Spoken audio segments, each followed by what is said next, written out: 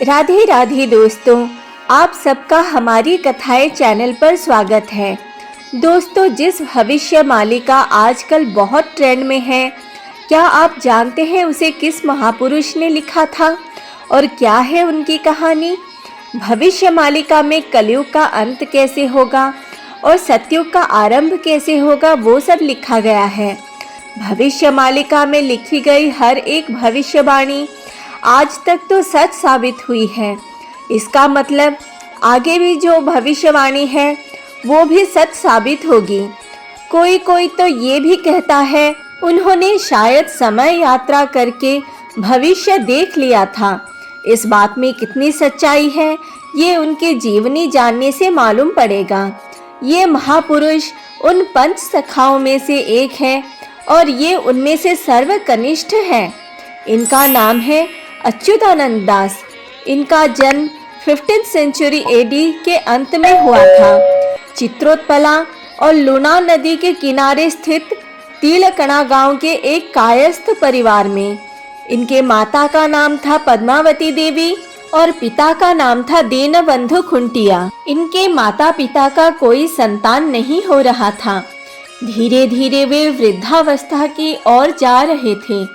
तभी एक दिन उनके पिता दीनबंधु ने स्वप्न में देखा वो जगन्नाथ मंदिर गए हैं और रत्नवेदी में जगन्नाथ महाप्रभु के चरणों के निकट एक शिशु खेल रहा है।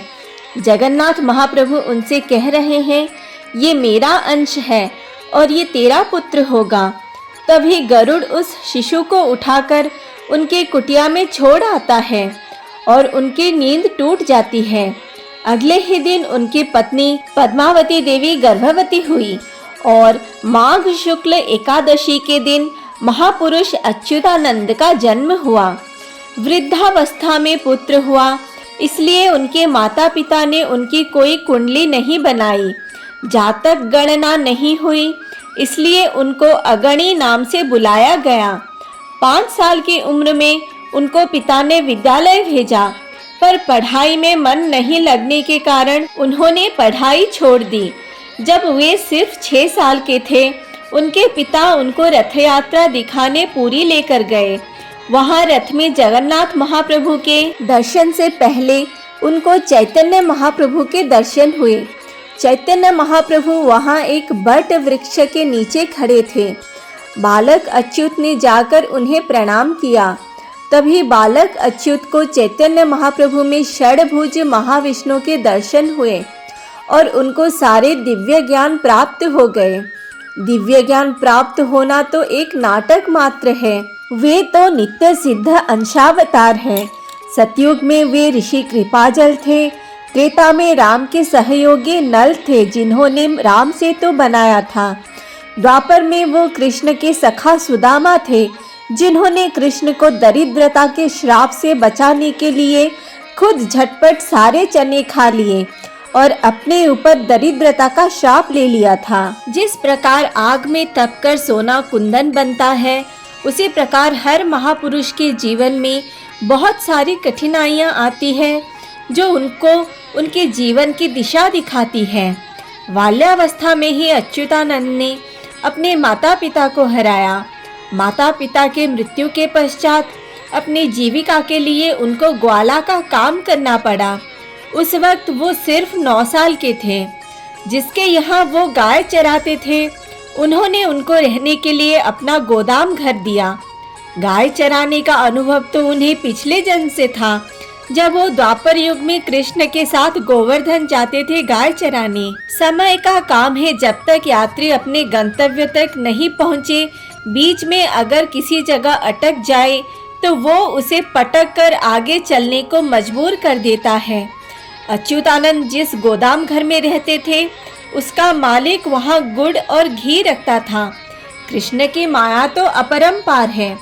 उन्होंने सारा घी और गुड़ गायब कर दिया और अच्युतानंद को इसका दोषी बना दिया। मालिक ने आकर देखा तो सारा घी और गुड़ गायब है। उसने सोचा इस बालक ने सारा घी और गुड़ खा लिया। उसने अच्युतानंद को पीट पीट कर गांव से निकाल दिया। अच्युतानंद पुरी चले आए। वहां उनका दोबारा चैतन्य महाप्रभु से मिलन हुआ। चैतन्य महाप्रभु से उन्होंने अनुरोध किया अपना शिष्य बनाने के लिए। चैतन्य महाप्रभु ने कहा, अभी तुम्हारा शिष्य बनने का समय नहीं हुआ है। पहले समग्र भारतवर्ष का भ्रमण करो, सारे तीर्थों के जल से स्नान करो, सारे पवित्र क्षेत्र में ध्यान करो, जीवन का वास्तविक अनुभव और ज्ञान प्राप्त करो। मात्र 9 साल की उम्र में बालक अच्युत समग्र भारतवर्ष के भ्रमण में निकल पड़े। वृंदावन में जाकर उनके हृदय में कृष्ण भक्ति का स्फुरण हुआ और वहां से उन्होंने अपनी पहली संरचना प्रारंभ कर दी। 12 साल की उम्र में वो ओडिशा लौटे और चैतन्य महाप्रभु के पास गए। चैतन्य महाप्रभु के प्रेरणा से उन्होंने सनातन गोस्वामी से दीक्षा ली और उन्हें अपना गुरु बनाया। चैतन्य महाप्रभु ने उन्हें उनके बाकी 4 सखा बलराम दास, जगन्नाथ दास, यशोबन दास और शिशु आनंद दास से मिलाया और कहा, आप 5 सखा प्रभु श्री हरि के हर अवतार में सहयोगी बनकर आते रहे हो। मात्र 12 साल की उम्र में वो पुरी में रहकर अपनी रचना प्रारंभ कर दिए। चाहे जितने बड़े ज्ञानी हो, थे तो वो सिर्फ एक बालक ही। बाल्य चपलता के कारण वो जो भी रचना करते पुरी के बड़ दांड में उस तालपत्र पोथी को फेंक देते। उनको क्या सूझी, वो उड़ीसा के राजा प्रताप रुद्र देव के विरुद्ध लिखने लगे और उस पोथी को बड़ दांड में फेंक देते। लिखते जाते और फेंकते जाते। ये खबर राजा प्रताप रुद्र देव के कान लगी। उन्होंने सैनिक भेजकर पीट कर बालक अच्युत को पुरी से निकाल दिया।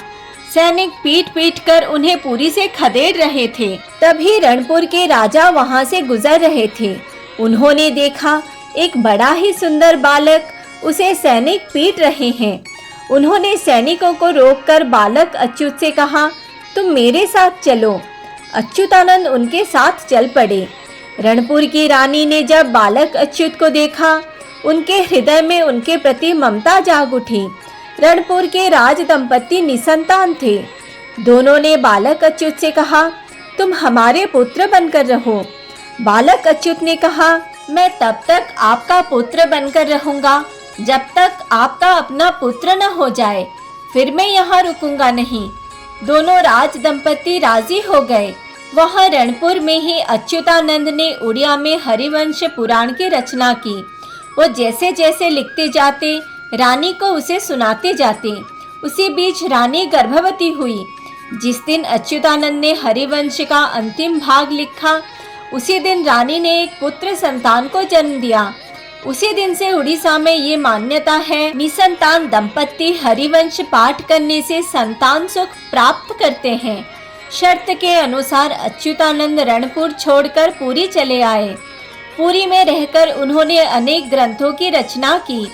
फिर जगन्नाथ महाप्रभु के आज्ञा से उन्हें पुरी छोड़कर नेमाल पद्मवन आना पड़ा।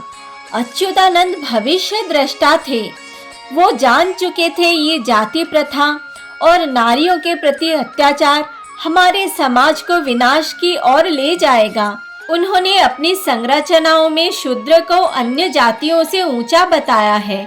उन्होंने कहा, ब्राह्मणों को अपनी ज्ञान का घमंड होता है, क्षत्रियों को अपने बल का घमंड होता है और वैश्यों को अपने धन का घमंड होता है, पर शूद्रों के पास समर्पण है, अहंकार शून्य है, इसलिए वही भगवान के भक्त बनने के अधिकारी हैं।